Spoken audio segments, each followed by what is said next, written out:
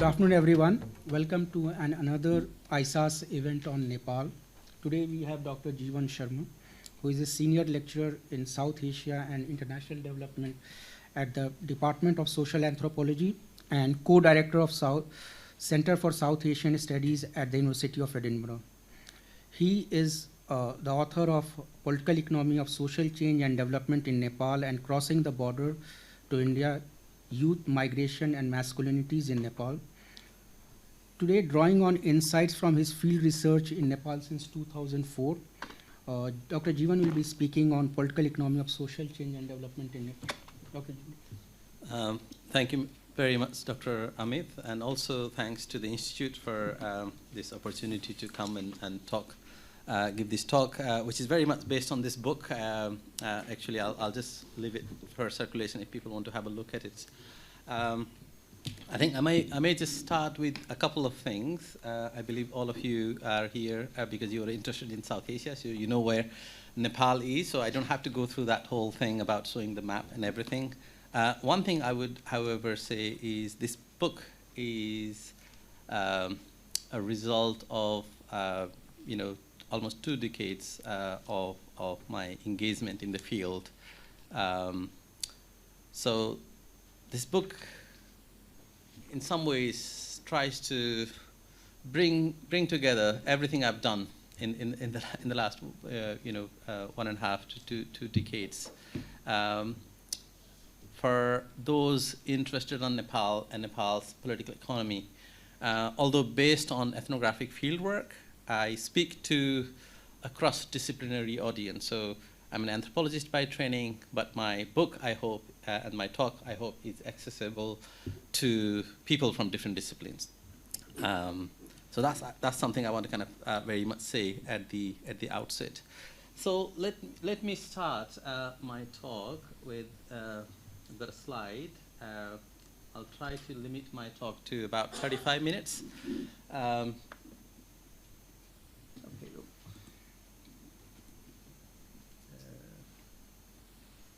How does this move? Oops. Sorry, next slide. Okay. So just to try and give you a sort of overall framing for this talk.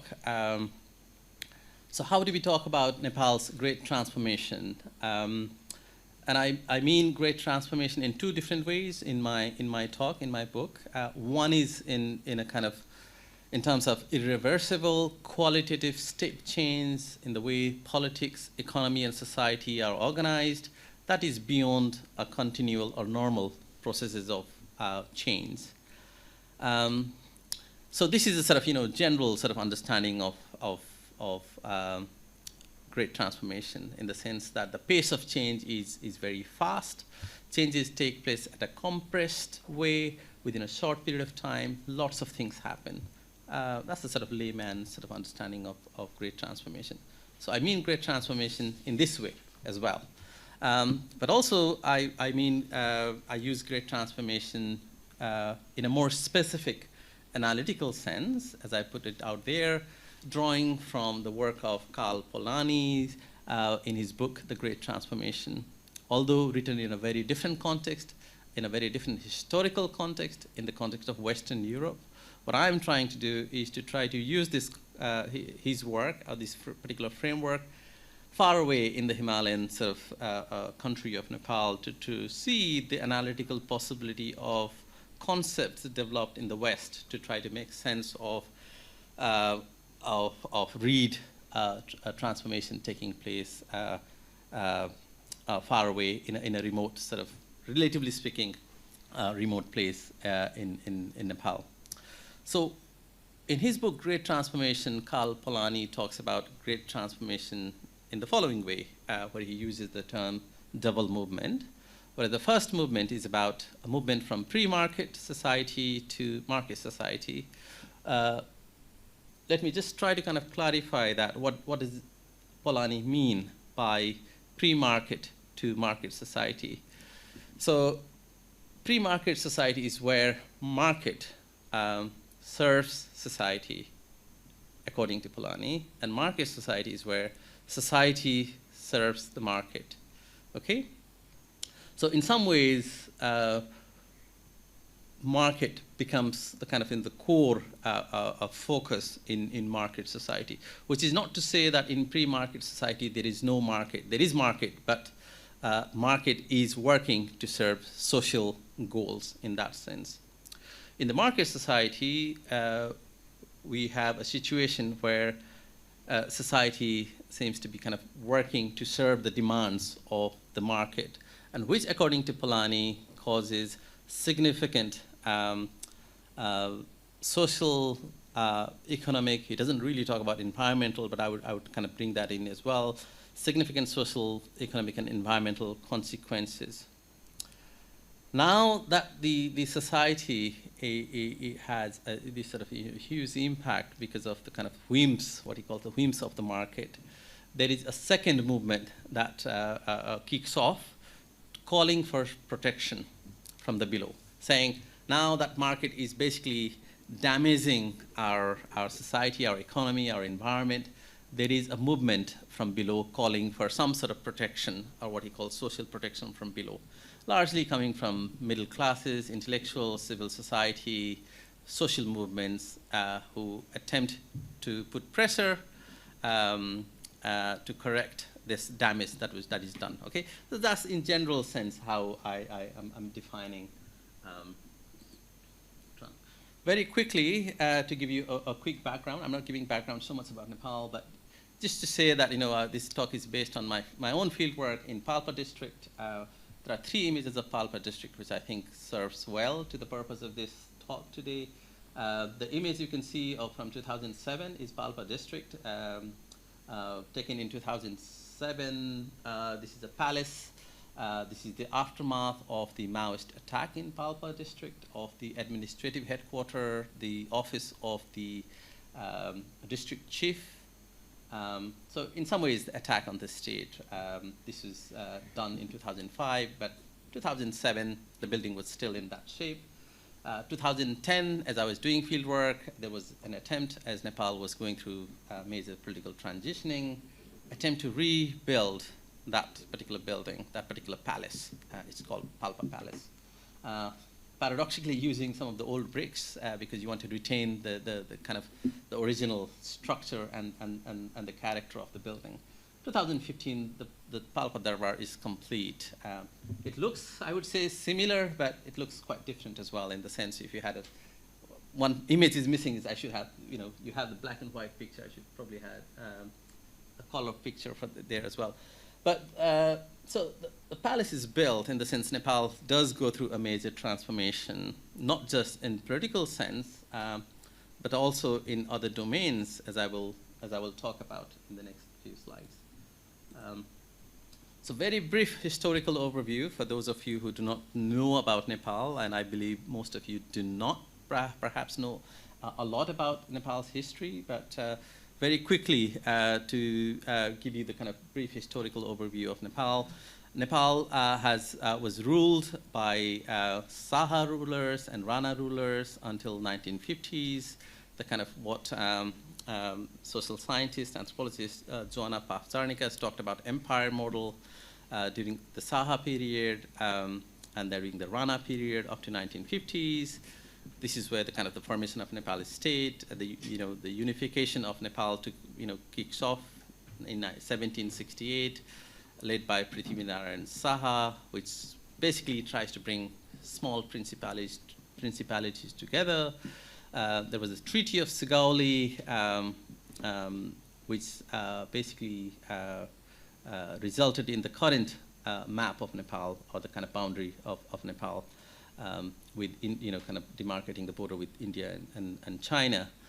And the this thing called the Gorkha recruitment, which some of you may be aware of. There was this kind of treaty that talks about British recruiting Nepali men in British Army, which would mean that Nepal would not be colonized in that sort of in terms of the British kind of rule. But nonetheless, you could argue that Gorkha recruitment in itself is a form of colonization in that sense.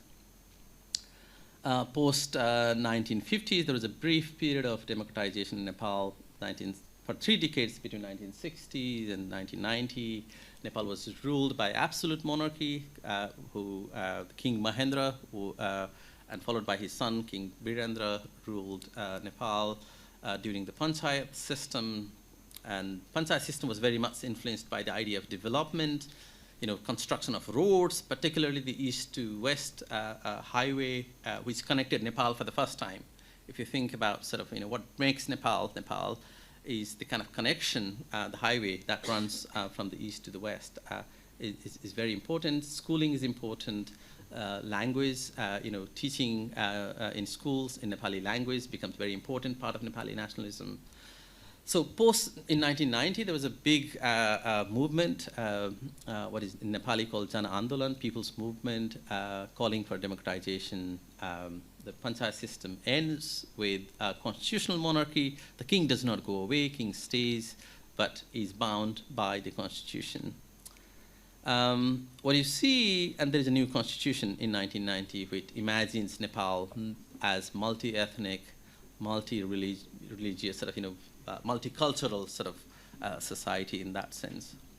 So 1990, as a result of that, kind of new framework, constitutional framework, there is an emergence of identity politics in Nepal in terms of Janjati movements, ethnic movements, but also other kinds of movements alongside the growth of NGOs. So there are these sort of human rights organizations, NGOs, various different types of professional organizations, both at the national level, grassroots level, begin to get formed because the new constitution allows you to do so. But also the various ethnic groups for the first time, which was banned during the panchayat period, begin to function as ethnic organizations, now demanding that their concerns are recognized, because they claim that they've been historically marginalized by the Nepali state because the Nepali state was pursuing a particular kind of Nepali nationalism. It is at that time a group of communist, there are a number of communist parties. I have no time to kind of go through all of it. A group calling themselves the Maoist basically decide to go for war, kind of insurgency. In 1996, they basically put forward a 40-point demand. If you look at those 40-point demand, I suggest if you're interested, just Google, you'll be able to kind of see. I don't think many of us would disagree with most of them. We may disagree with 1 or 2 points based on our personal political preferences, but it looks like things, pretty much what all of us probably aspire to do it from different professional, personal vantage points.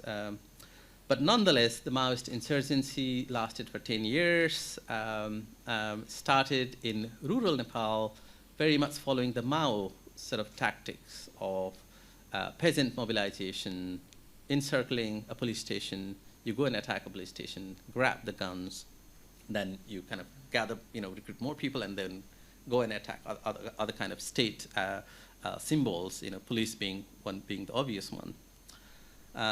Obviously, there is counterinsurgency sort of operations, which fuels further torture, ill treatment, disappearance, which again sort of fuels further recruitment as families in remote areas get tortured and so on.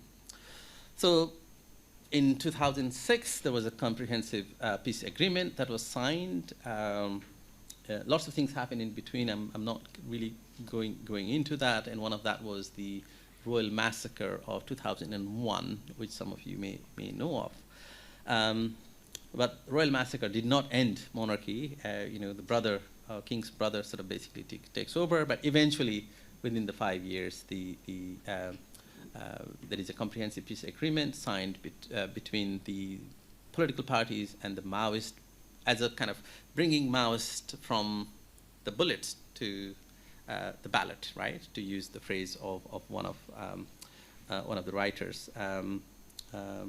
So in 2007, the parliament that was dissolved by the king gets restored. Nepal's restored parliament declares the end of monarchy and declares Nepal as a federal republic. Okay, so this is a major transformation in that sense. The king is still there, but Nepal declares the end of monarchy. And following this, to institutionalize these gains, there was an election for a constitutional assembly in 2008, which is now called the first election for the Constitutional Assembly because it failed to deliver a constitution. And the second Constitutional Assembly was carried out in 2013, which eventually delivers a constitution. A controversial constitution does not necessarily settle all the contentious political issues. There's a significant difference in the political outcomes between the two Constitutional Assembly elections, with Maoist emerging as the biggest political party in the first one, them remaining quite marginal in the second Constitutional Assembly election. Okay, let's get back to what I really want to talk about, which is to kind of highlight that Nepal has experienced these compressed political, social, and economic transformations in the last 7 decades. Politically, it has transformed from a centralized Hindu and monarchical state into a federal, secular, and republican state, with ideas of rights, inclusion, and equality embraced very much in the public discourses, but also in state institutions. Economically, there has been a gradual shift in the political economy of rural livelihoods, particularly from land to non-land-based livelihoods, but also from agrarian to non-agricultural, non-farm-based economy. And emergence of this particular phenomenon, emergence of labor outmigration as a key project of freedom amongst the youth, although paradoxically, as I would talk about, it is often met with unfreedom.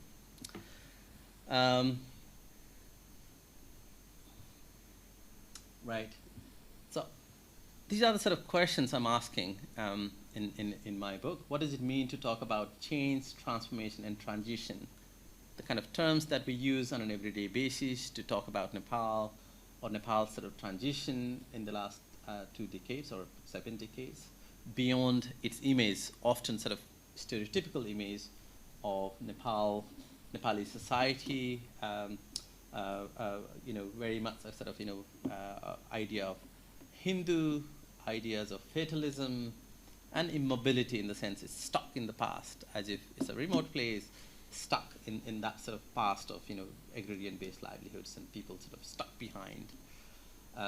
And all the kind of discourses, development discourses in particular, has been to try to kind of bring Nepal out of that into the kind of project of modernity and development and so on. And the Nepali state itself has projected its aspiration to be developed through various projects. So how are these powerful historical processes experienced and negotiated in Nepal by people coming from different backgrounds, different caste, ethnic, gender, regional, and other religious backgrounds? How might we assess the paradoxical effects of these in people's lives and livelihoods, both in terms of expanding the ideas of rights and freedom and inclusion, while also producing what I call new forms of precarities that they now have to deal with, which are not necessarily delinked. They are potentially, I would argue, very much linked to the kind of precarities that people had to live with, historically speaking. Okay, so these are the sort of core arguments. I unpack in this slide a bit more on the core arguments of that I offer in this book.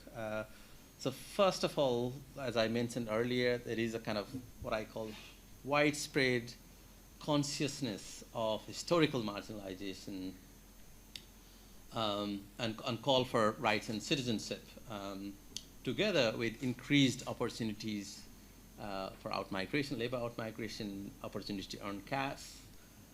These have certainly offered new forms of aspirations and ideas of freedom, not necessarily freedom in that sense. Away from the old forms of precarity that was rooted in old forms of attached labor, the logics of caste and feudalism in that sense. Yet the actual experiences of labor market migration are exposing migrants and their households to new forms of risks and precarities that emanate outside of Nepal as much as they emanate from within Nepal.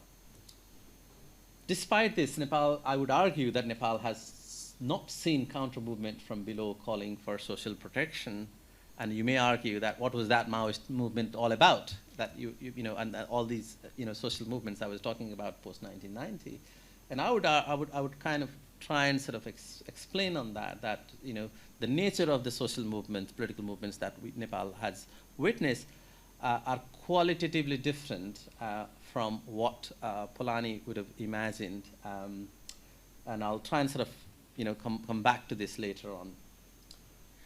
So the overall argument is, while there have been major shifts in Nepal's politics, society, and economy, great transformation in strict Polanyian sort of sense is unlikely, where counter-movement from below for social protection is simply not there. And I know that I'm making a big argument here, but I'll try to kind of provide some evidence for that.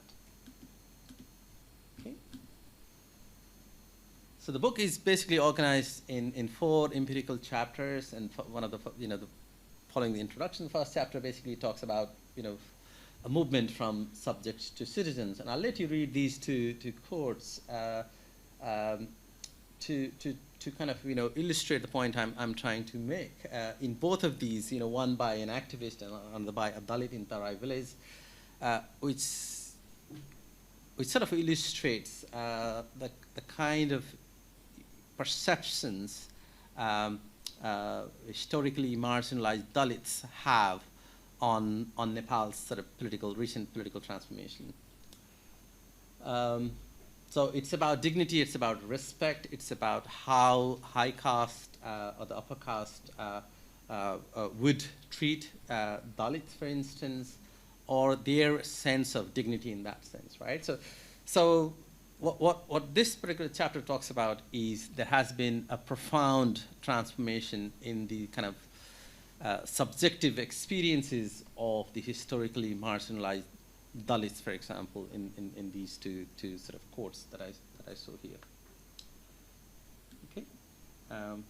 In the interest of time, I'm not going to read it. I believe you all managed to kind of quickly have a glance at those 2 quotes. So when I talk about subjects to citizens, what I do is I look at caste and untouchability. I'm not suggesting that there has been a complete kind of transformation on caste and untouchability in Nepal, but there has been a tectonic sort of shift in the perceptions of the Dalits and untouchables on how they feel they are being perceived by others. Particularly on gender discrimination and women's position. Similarly, the kind of there is a kind of public discourse on this. Women often talk about we are being discriminated. It's not that they are no longer being discriminated, but there is a recognition that women have been discriminated in different domains, and that seems to be very much accepted in the public debate and discourses, right?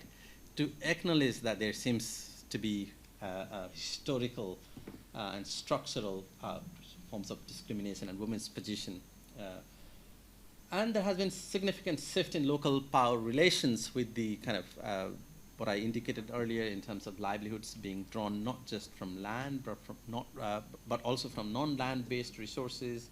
The kind of dependence that rural households, laboring households had on landlords has also sort of significantly shifted with democratization. Power no longer emanate I would say not just from land, but also from access to other forms of resources like networks, political networks, education, and so on. So thinking about the nature and drivers of these social changes, there is no way I'm indicating that all of these changes are to be attributed to the Maoist insurgency, but nonetheless, the Maoist discourses did have a significant impact. But more importantly, Nepali state and the state-sanctioned NGOs that were operating throughout Nepal, running literacy classes to organizing women and forestry groups to agricultural cooperatives, did have a significant impact in this process of consciousness sort of raising in Nepal in terms of recognizing the historical discrimination. One thing, however, I would point here is the nature and the driver of change. If we were to kind of compare between the Maoist tactic was very much reactive during the insurgency. Like they would say, your caste-based discrimination is forbidden, for example, which is not to say that Maoists themselves did not practice caste. They themselves came from within that very caste system. But at least for the public consumption, the discourse was that, well, if you did not allow Dalits to go to a temple, or if you forced a Dalit to clean the plate or glass after having tea, you would be publicly humiliated and punished. And that works to kind of the kind of visualization of that punishment, according to the Maoist mobilization, would therefore work to discourage other people from doing the same, right? So that's the kind of a particular tactic of social change. So whereas the NGOs and the state mobilizations was not so much on, if we may use the word, perpetrators, but was very much to kind of work with the Dalits or women or other historically marginalized groups, social movements, to try and sort of empower them, in the sense, try to kind of encourage them, trying to kind of tell them that look, this is power relations are unequal.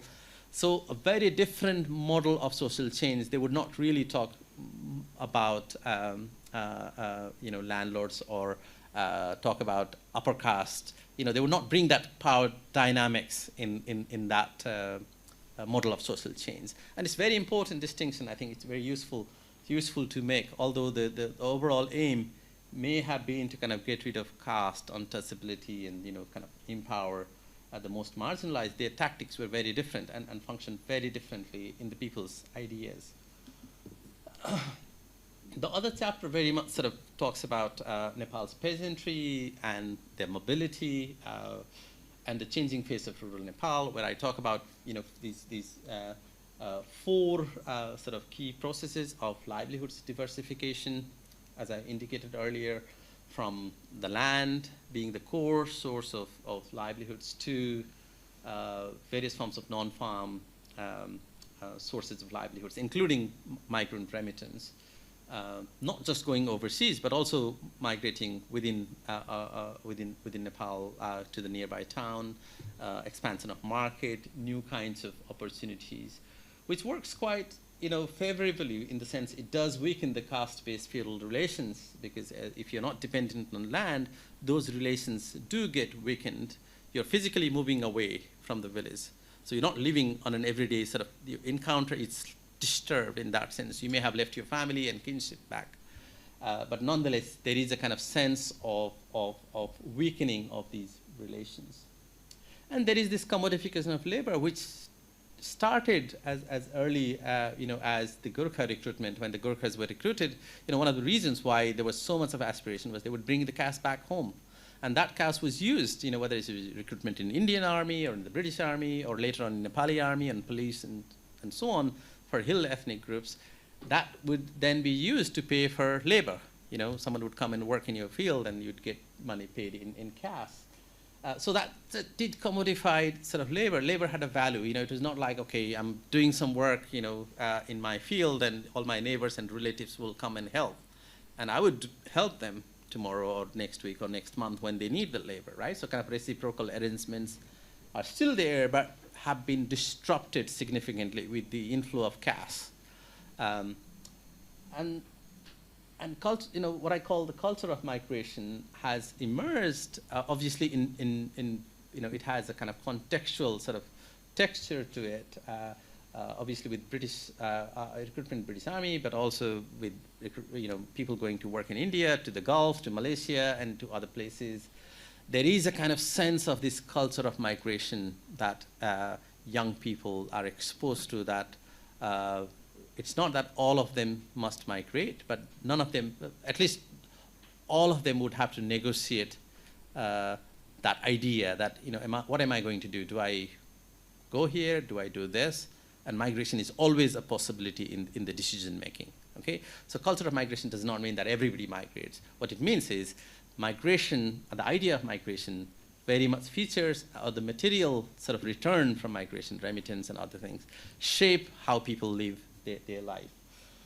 And these migrations do bring new forms of precarities, which is what I'll explain in a little bit as people go away, leaving their families behind, working in often precarious contracts, sometimes resulting in death, other times resulting in ill treatment and all kinds of experiences while making money, many of them also making money and remitting that. The processes of migration often exposes people to new forms of precarities and new forms of vulnerabilities, right? So the COVID-19 obviously kind of displayed that to the biggest extent to everybody, that how fragile this system has been. The other chapter sort of talks about a very different kind of mobility, which is about mobility within Nepal across different caste and ethnic groups and genders, although I do focus mostly on men. That is my kind of limitation based on my own fieldwork, which is to kind of really talk about a particular kind of mobility that has emerged in the last 4 decades, 3 to 4 decades in Nepal, is this idea of education being really important and schooling being really important, right? This sort of idea, inspired by the work of people like Amartya Sen and then UN, World Bank and others, then influencing the governments throughout the world, saying that what you need to do is to send your kids to school. School is the route to adulthood, is the route to freedom, is the route to development. Schooling is very important. Women's empowerment, schooling.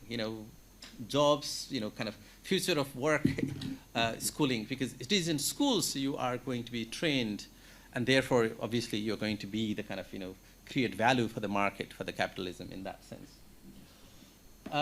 So this chapter basically looks at the mobility of Bahun, high caste Brahmin men, and also Dalits, and also Muggars, one of the ethnic groups, as they aspire to migrate to nearby towns and big cities as in search of educational and occupational futures, right? So thinking about going for college education, thinking about white-collar jobs or salaried employment away from the kind of work that their parents were doing. And the parents also have this sort of aspiration, having been exposed to the idea of development, very much pushed by the Nepali state, that anthropologist Stacy Peaks writes about sort of this sort of curriculum that she analyzes, where there are visuals in the kind of class 6 or 7 sort of textbooks, which talks about rural areas having, people carrying kind of load of basket and things, and the urban areas having these nice buildings and cars and so on,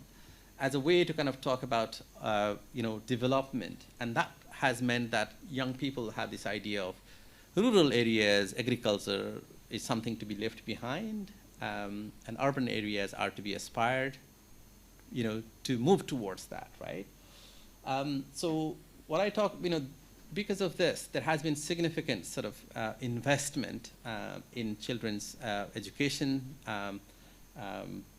and as people from different castes and ethnicities arrive in these citizen towns, sometimes unaware of their own caste and ethnic identities, and these are politically charged times in Nepal as Nepal goes through political transitioning. They find themselves being reminded of what their caste is, what their ethnicity is. And there's kind of the subjective sort of exploration of their own identity. Bahun men who had a kind of a historical privilege back in the village, who did not even need to be aware that they were Brahmins because their privilege was given, suddenly find themselves in awkward sort of position as this Nepali state embarks on state restructuring, with kind of responding to the demands of historically marginalized groups, with kind of affirmative action policies.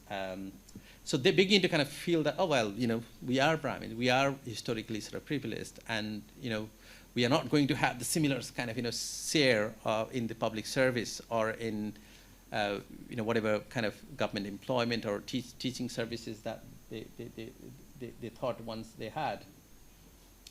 But also, people begin to kind of,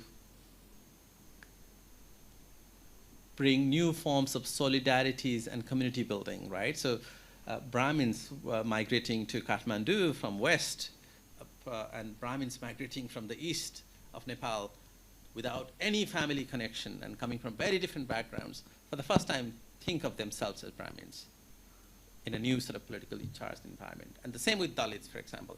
So new forms of subjectivities are being kind of created as a part of this very process.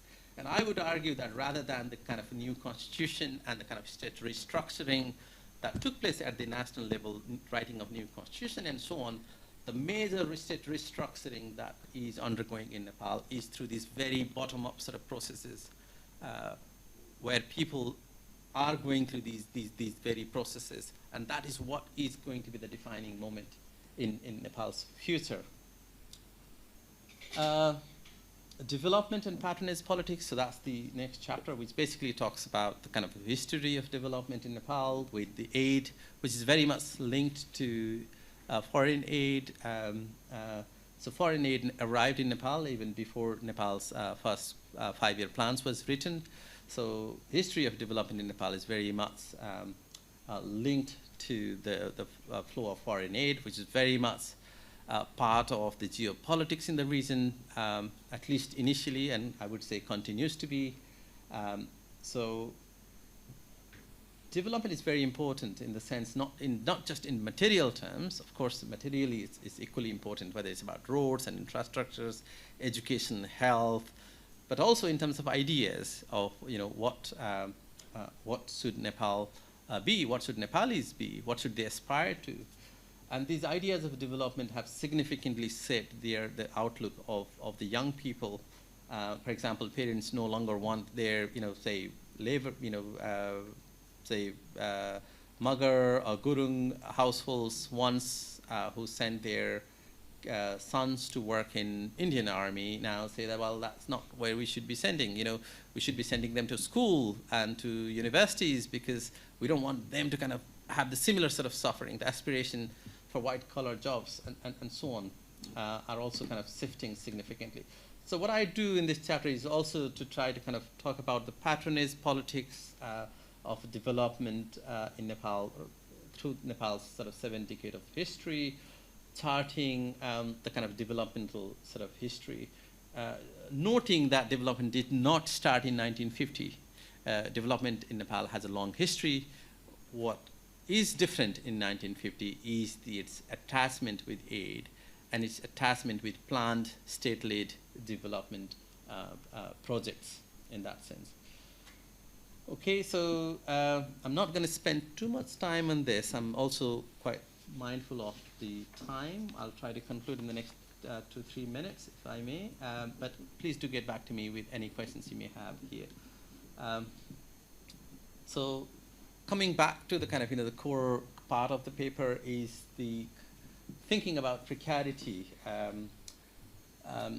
So the argument I make, which I'm going to reiterate here, is while the transformation in Nepal appears to follow Karl Polanyi's sort of logic, structural logic, from pre-market to market society, it does not seem to follow the political logic of, that is, the emergence of this sort of bottom-up movement of the double movement. So why, what do I mean, and why does it matter? What does it actually mean, and why that does not, in my reading, appear to have come in Nepal? So the characteristics of, sorry, that should be characteristics of major social and political movements that emerged in Nepal, particularly since 1950s, are qualitatively different to what Karl Polanyi's counter-movement, where he calls for social protection. And a bit of qualification is important here. That what we saw in 1990s in Nepal, I'm not trying to kind of undermine these social and political movements, they're very different. You know, they're calling for multiculturalism, they're calling for recognition, democratization, whose aims have been to protect Nepali society from the whims, not from the whims of the market forces, but to free it from domination that historically emanated from within Nepali society in the form of religion, caste, ethnicity, language, gender, land relations, and so on. In other words, what I'm saying is that the kind of the social and political movements in Nepal that have emerged since 1950s very much seem to kind of, fight with the kind of, the old system of feudal logics and old forms of structural inequalities that have plagued Nepali society, which is very important. Yet new forms of precarities have come alongside those sort of fightings and battles. So what Nepal has done is it has outsourced its demographic dividend. So Nepal has about 40% of its population is youth. You would have thought that, demographers, economists would say this is the golden time, this is where the countries are going to kick off in terms of economic development. What Nepali state has done is it has basically outsourced its economic potential. It has outsourced its demographic dividend. So Nepal has gone through the demographic transition, but not from no dividend, right? So it has basically outsourced its dividends to Malaysia, to the Gulf states, to India, to other countries.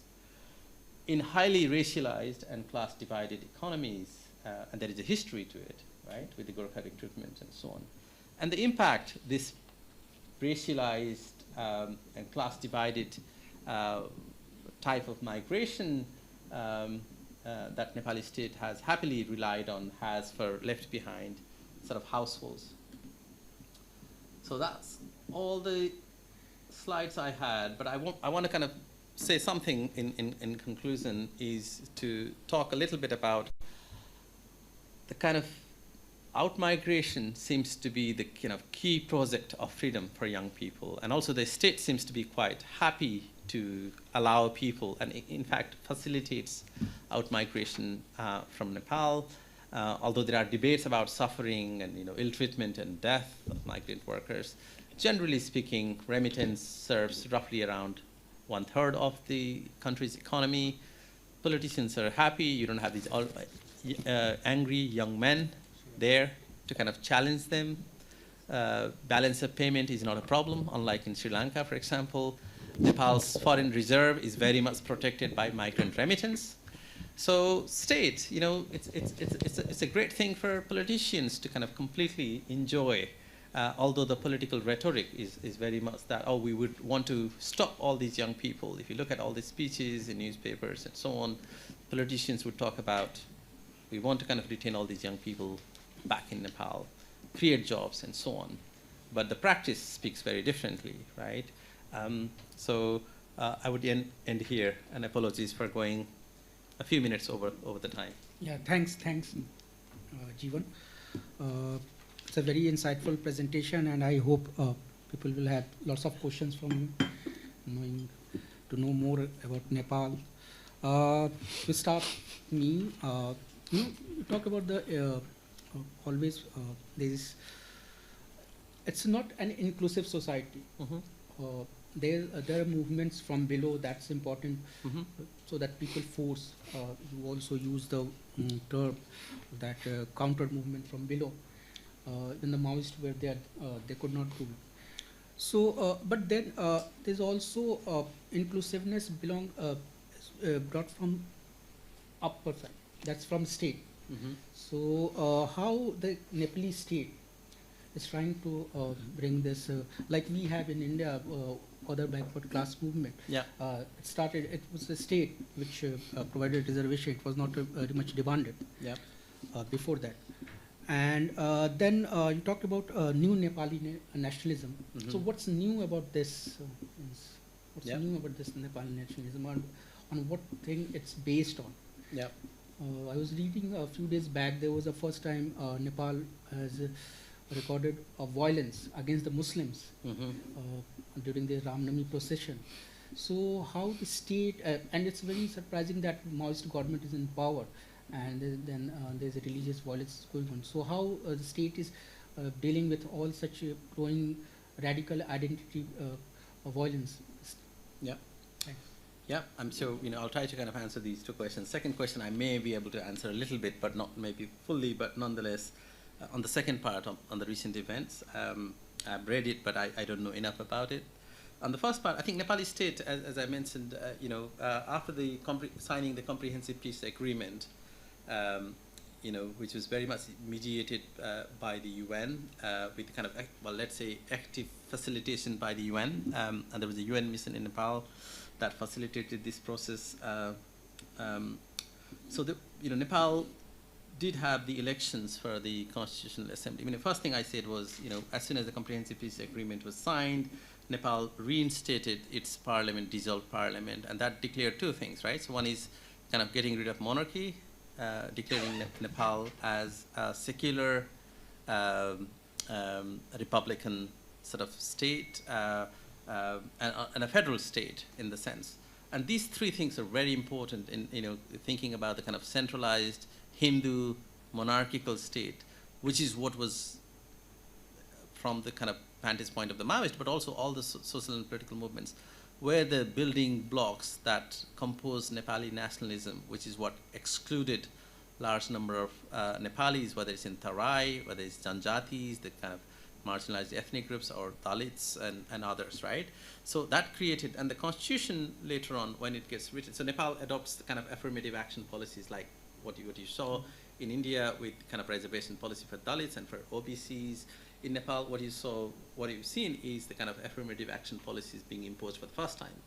And that is the reason why some of these young Brahmins, when they suddenly come to Kathmandu to go to universities and go and fill up the form for for civil service exam, find that, well, it's, according to them, not all the seats are open to us. Some seats are reserved, and suddenly find that kind of awkward for them, right?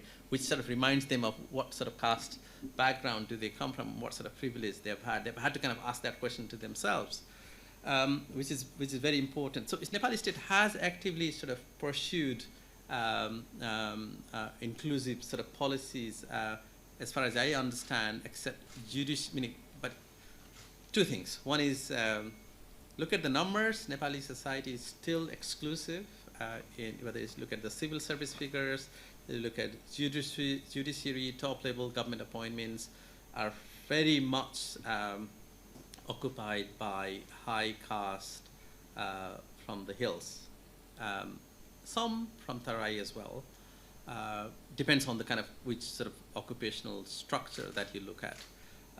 But policies have shifted definitely in the last 15 years or so.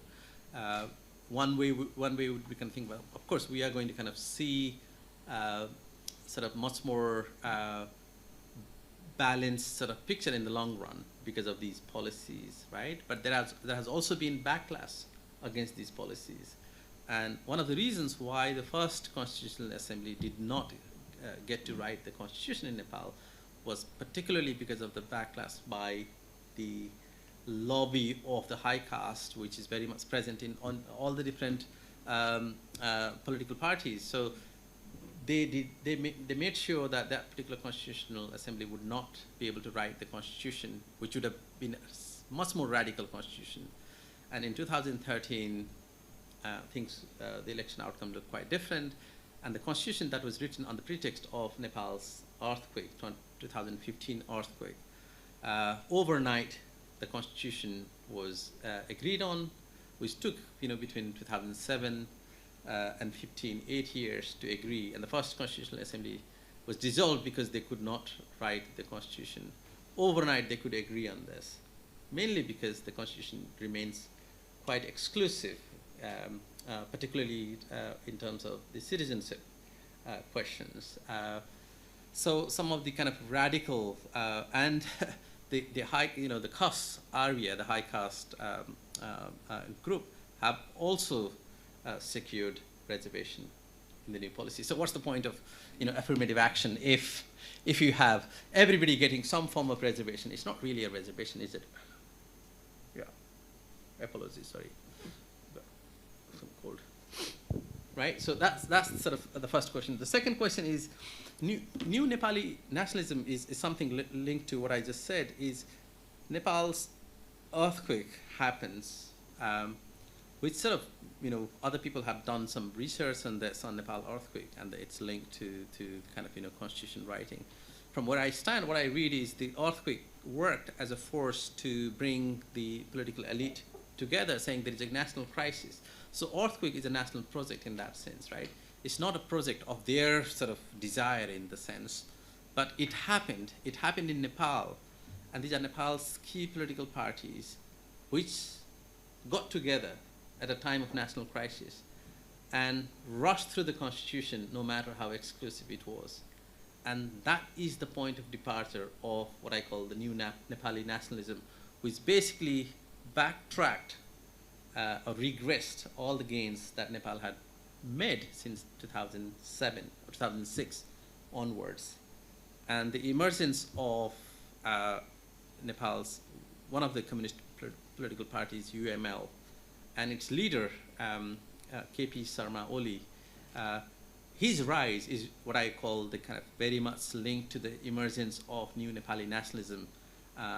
His speeches, he talks about, rhino and the Nepali variant of rhino are two different things. For example, Gaida, it's called. Gaida is not the same as rhino, according to him, because it's a Nepali thing, and it is kind of dress up, and everything that he's promoting is very much in line with the kind of panchayat nationalism that King Mahendra would have possibly promoted, but of course with a very different get-up.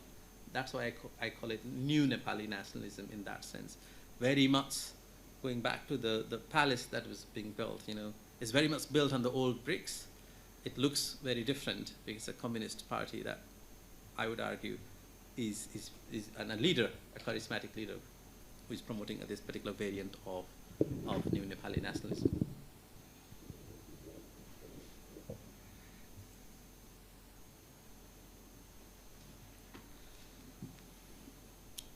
Yeah, please. Yeah. Hello. Please I'm introduce yourself. Yes, I'm Rajni. I'm a researcher at ISAS. Just two questions. The first, I was very intrigued when you said that you do not observe a counter movement in terms of asking for social protection mechanisms. And like you said, it's very hard for an outsider like myself to conceive of that when we hear of Maoist movements, class-driven movements, to then not hear that there are demands for social safety nets or for the state provision of services like education, health, and such. So I would like to hear a bit more about that. And also whether that is a result of there have been a crackdown, not necessarily force, but other forms of coercion to subvert such forms of demands for social protection. And the second one is, you talked a bit about patronage politics, and I'm really interested in this topic because I am trying to observe if there's an emergence of new forms of patronage politics in Sri Lanka. Mm-hmm. So I wanted to ask you, with the transition towards a republic in 2006-07, whether there have been new dynamics of patronage politics in Nepal. Thank you. Yeah, thank you. They're really good questions, I would say. And I think it's really fascinating that, Maoist insurgency, if you look at the 40-point demands, they are all sort of largely class-driven. Also look at the kind of the feudal kind of, question and on landlordism and feudalism and so on, but it's very much a class sort of driven movement, at least discursively speaking. What happens is something I did not get into in the presentation in details for time limitations, which I write about this in the book, is there is already a social and political movement calling for rights of the Adivasi Janjatis. These are sort of indigenous nationalities in Nepal, identity-based political movements and women's movements and so on, and supported by NGOs or independent of NGOs at that time.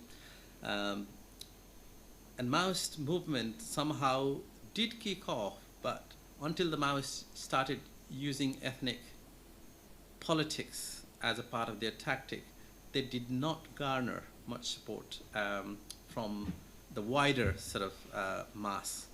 So what Maoists do is to tactically sort of change their discourse to incorporate some of the grievances faced by the marginalized ethnic groups as a part of their mobilizations. Okay, so what happens as a result of that is some of those questions on landlessness are there, but they are very much at the background. Okay, the questions of caste is there, but very much at the background. So what happens as a result of the evidence for this is you go and look at the Comprehensive Peace Agreement that was signed in 2006. And Comprehensive Peace Agreement was a document that was supposed to basically settle the political it was supposed to be a political settlement document to bring Maoists into the peace process and address all of those causes that caused Maoist insurgency or the kind of grievances in the first place. And some of these grievances would have been the question of land, question of caste, question of social protection, safety nets, and so on, right? So you look at the Comprehensive Peace Agreement, it is there in two kind of, sections or articles, whatever they're called. I write about it in the book, and what it does is, and then following the Comprehensive Peace Agreement, things are pursued on the question of affirmative action in terms of representation, demands for federalism, for example, in Nepal. It remains contentious, and some of these face quite a lot of resistance, as I mentioned earlier. On the question of safety nets, on the question of liberation of landless, question of former bonded laborers, for example, or those who were in attached labor. Institutionally speaking, there has not been much, despite UN UN missions presence and many other sort of donor support to try to kind of implement some of these. The question of economic justice and the question of safety net has actually been suppressed. I would argue it has been left suppressed, and that's really interesting in the sense that, therefore, what I argue, and it takes place at such a place that at such a moment when people are being freed from their feudal and kind of caste and ethnic sort of constraints and relations, as I mentioned, through these ideas of equality, inclusion, and so on, and they are being freed for what? To go and work as migrant laborers, right? So what people seem to be doing is they are being freed from these land-based relations, and they suddenly see economic opportunity in the Gulf, and they aspire to go using a lot of money and taking a loan and so on, and then go and work in these precarious conditions, resulting often in not much savings, and sometimes always resulting in some form of ill treatment and injuries, or sometimes death even. So are we looking at some sort of, what kind of forces are these then? Are we creating a new form of labor for the global market at the expense of the kind of freedom that we are creating, right? And who are these people? These are the same people, Dalits, marginalized groups, who are the ones, the poorer sections of Nepali population, historically marginalized, are the ones who are being exploited in the global labor market today. So it's an extension of the same form of exploitation. So the kind of freedom that we are talking about is not really freedom. It's actually creating a new form of bondage in that sense, right? So I would look at the kind of the big black box, or the kind of market forces really benefiting from the freedom that was created in Nepal. I'm not arguing against political freedom in Nepal, but I'm saying this is how it seems to work. This is how the global capital seems to benefit from people in these once remote areas, because they seem to actually aspire to go pay a large amount of money.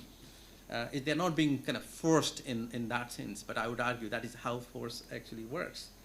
So that's the kind of the forces point. And patronage politics, I would say the patronage politics is very much a sort of continuation of the same sort of system that we saw during the Rana period and the Panchayat period. So patronage is very, very important. My position has been not to view patronage as a problem to get rid of. patronage is how politics gets done. So it's a part of politics. If you think about patronage not as a problem to get rid of by instituting, kind of more transparent system and so on, but that is in the granular sort of understanding of how politics works. Politics works through patronage because this is how people safety nets. You talk about safety. This is how people are protected. People would, you go to, I write about this in the book as well. Then you go to a village or go to a town and go to a nearby tea shops. What do people say? 80% of the time people talk about politicians and they talk about how incompetent and corrupt they are, right? And they are the same people, who would go and vote for those politicians and sometimes also take some benefits from these. If you need something, if you need to get a citizenship card or a passport, what do? Either you are a high caste privileged person, you use your own socio-political networks. If you don't have those, you use these political networks to go and someone will do something for you. Patronage, therefore, is something. If you view patronage in a positive way, in a constructive way, so rather than getting rid of patronage, everyone should have access to patronage. That's how politics is going to be much more inclusive. That would be my argument on patronage, rather than patronage. The problem is not having patronage. The problem is not having access to patronage for the most marginalized, because that's how the South Asian politics works. That's how Nepali politics works. We cannot have the kind of Western kind of idea of rational bureaucratic sort of system of transparency operating. There is so much of work with kind of digitization and so on in the government offices on queuing and so on. But there are ways through which people just get work done behind, although the kind of on the face of it, it just seems like everything is transparent. But patronage finds its way. So that would be my sort of slightly sort of different answer than you probably, I don't know if I answered your question, but that would be my take on that. Entire South Asian politics works in the same way. Yeah. Even the politicians want people to. Yeah.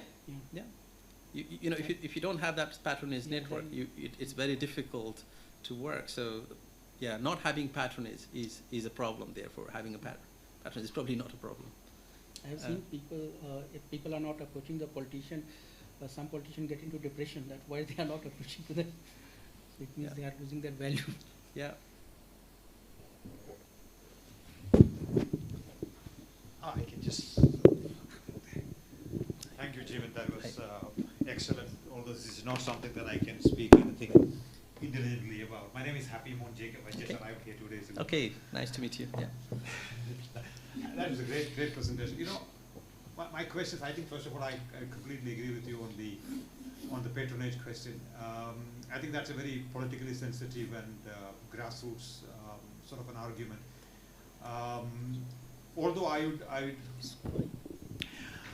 I'd sort of make a slight distinction, I would say that in the shorter run, patronage leads to political responsibility. But in the longer run, probably institutional responsibility is what is ideal. I mean, just take the example of the Aam Aadmi Party in Delhi, for instance. For a very long time, Delhi worked on the basis of patronage politics. I mean, somebody in the BJP government, somebody in the Congress government, you get things done. Today, there is an assertion about putting institutions in place, schools or mohalla clinics and things of that kind.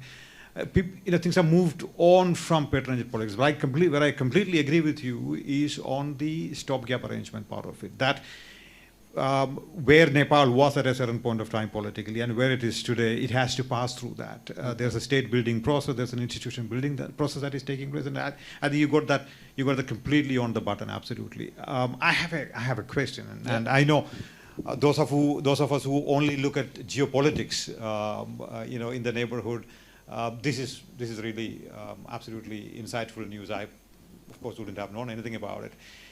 My question is therefore about the geopolitical undertones of what you've said.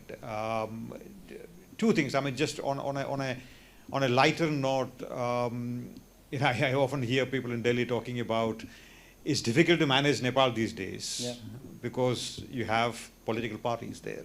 Yeah. When it was just the king and the courtiers in the king's court, it was easy to manage Kathmandu. Yeah. Today it is not. So I think there's a geopolitical angle to what you're saying in some Yeah. ways. Yeah. Geopolitically, the bigger power in the region would find it difficult to deal with in Nepal. But from a Nepali point of view, this makes perfect sense, because that is where accountability is coming in, that is where true politics is being played out. But my question is the following. You did, and a lot of the thrust that you gave was on the out migration from Nepal. I'm reminded of this book by Amish Mulmi, All Roads Lead North. Yeah. So I'm wondering, what is the out-migration to north, if any at all? And what are some of the geopolitical let's say, pathways of the outward migration in the sort of wake of the new transformation in Nepal? Has there been increase towards certain states? Has been decrease towards, I mean, you mentioned about, for example, the joining the Indian Army. Why should they join the Indian Army? They should be doing better things. Absolutely. So have you witnessed some of that in that context? But thank you. Excellent presentation. No, thank you so much for all of this. What I'll do is I'll answer your questions and come back to the comment. And I would rather take the comment as a comment and not really comment much. But nonetheless, I think the geopolitical undertones, I think you're absolutely right. I would agree, although I'm not an IR scholar. I've done my PhD work almost 20 years ago was on Nepali migrants going from Nepali hills to Bombay. So I've traveled as an anthropologist with them on the train, lived with them in the slum, come back. So I've looked at India-Nepal relations and the geopolitics from the vantage point of Nepali migrant workers. I think what is really interesting is on the out-migration to the north, there's none, right? And there has been a kind of debate as to, as you know very well, with the kind of the geographical sort of constraint, but also the kind of political constraint, I guess, access-wise. First of all, there has not been any significant history of out-migration to Tibet or mainland China, apart from the business sort of trade links. There's a long history of out-migration to India. That has continued. It has not, in my understanding, decreased. The new pathways have opened. So the first migration was in the kind of colonial India, in the even pre-colonial India, to fight. They're called Lahoris in Nepal, right? To go to Lahore to go and work in the army of Ranjit Singh, for instance. So people, those who go and work in foreign armies, but also in the Gulf, people are called Lahoris in Nepali. So they're called Lahoris, comes from Lahore very much. So India remains a very important destination for a very long time, and I think with the decolonizing and the Indian independence, Indian middle classes, particularly in cities, there was a significant demand of a particular kind of labor for security services or domestic help. So post-1950s, the kind of migration to India has been in those sort of sectors. Pre-1950s, migration to India has been in agricultural sectors as well, in Haryana or neighboring states in India. What you saw post-1980s with the kind of, Nepali state begins to liberalize its economy, and it has an act, Foreign Labor Migration Act in 1985, I think the first time it was. So Nepali state begins to kind of, see labor out-migration as one of the ways through which you manage, growing number of young people who are demanding their rights and so on. So the Gulf, obviously, going through its own major economic transformation, becomes the obvious place where Nepalis begin to migrate. Nepal had centralized system of passport distribution through Ministry of Foreign Affairs until 1996 or 7. and it completely decentralizes passport distribution in 96, 97. So people can get passports from their own districts because there was so much of demand for getting passports, right? So Gulf states have remained a major attraction with the manufacturing boom in Malaysia and the kind of, including in farming, Korea, Malaysia, Japan have been the other sort of destinations that have emerged. So one way to kind of think about labor migration and the kind of various waves is, which I write about, is the first wave, what I call the first wave of out-migration was largely during the kind of colonial time to go and work in Assam, in the kind of western hills, in coal mines and in tea plantation, that sort of thing, right? Or in the hill stations in the west.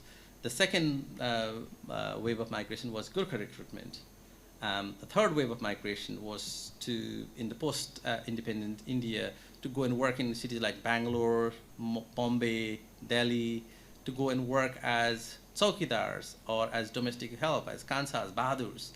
And the fourth wave has been to go and work in the Gulf in the kind of new international contract labor arrangement, which state has very much facilitated.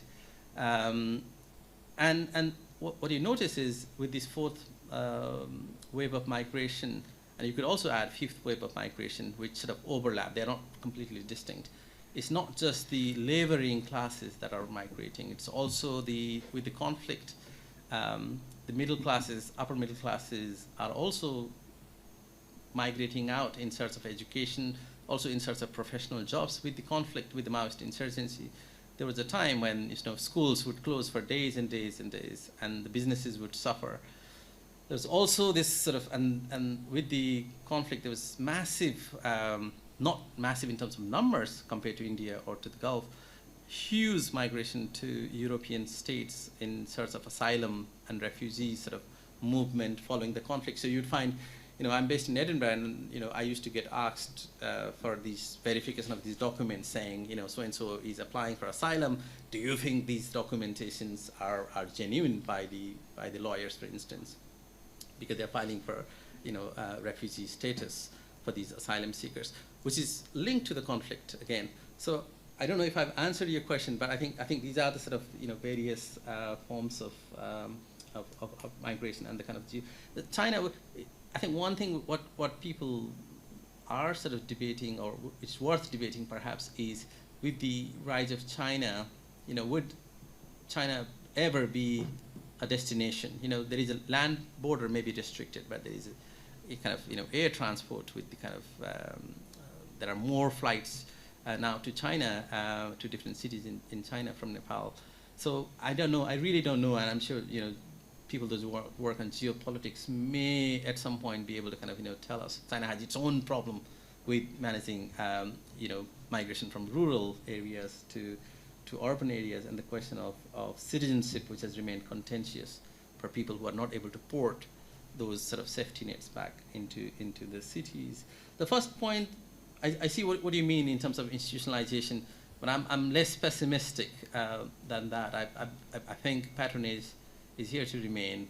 I don't work on British society politics, but I've seen even in Britain, patronage seems to very much work in contracting, and during COVID we saw how everything got exposed. So it's a very different kind of patronage in terms of elite boys going together to schools and things, whereas in context like Nepal, perhaps it functions very differently. But perhaps it is. Could I ask a very quick follow-up question? And this is about the whole democratization of Nepal, and what impact has it had on popular perceptions on neighbors? For example, be it on India or China. Very quickly, because I haven't really followed, and I was wondering, has politicization and democratization had an impact on their views on countries around? So how Nepalis view countries, you mean? Yeah, I think I think it's variable in the sense, from I'm sure you're aware of this. when Narendra Modi made a visit to Nepal for the first time, people, he went to the parliament and he came out of his car, and everybody cheered, saying, Modi. But then you had the sort of, during post-earthquake, there was this blockade, and I would argue that often which is, I think I've written 1 or 2 pieces in EPW on this sort of commentary from very different vantage. I think that has sort of backfired. So anti-India sentiments in particular have roots in the blockade. The blockade of '89, or the blockade, or whether we call it blockade, but at least people understand it as blockade in the sense. And that has completely shaped. And Maoist insurgency had a huge role, communist parties have a huge role in creating anti-India sentiments. Look at the kind of, their whole idea is the kind of, Americans and Indians are, kind of these imperial forces, recruitment of, Nepali men and now women, kind of very much sort of, Marxist kind of analysis of how these forces are, these countries are benefiting, which is, true. But nonetheless, Maoist had, I don't know, I've done some field work with Maoist combatants. Their training included digging bunkers in the bordering areas of Nepal, not with an expectation that they have to fight, but to inculcate that kind of idea that, you have to be trained to try and protect Nepal as a mother. There is a threat. If there is, kind of threat from India, you are the ones who are going to so that's how they were being trained, very much. So Maoist and China has until recently managed the perceptions quite well. I think with democratization, I think things are beginning to change and things are being discussed much more openly. You see Chinese engagements, much more explicit engagements in the political, but also in economic affairs in the country. So China has become less popular than it was, and India maintains. It's like sometimes people watch Bollywood films, as you know. People watch television all the time. People eat that food. People go for healthcare. Their kids go to school, across the border. So no matter there may be anti-India sentiments, it's very easy for that sentiment to kind of switch back and forth. Yeah. Yeah. Any more questions? So thank you, Dr. Jivan, for enlightening us with Nepal's great transformation, and thank you all for the audience for having spending your time listening to Dr. Jivan's enlightening presentation, and we expect you to see next ISAS program. Thanks. Thank you. Thank you. Thank you so much.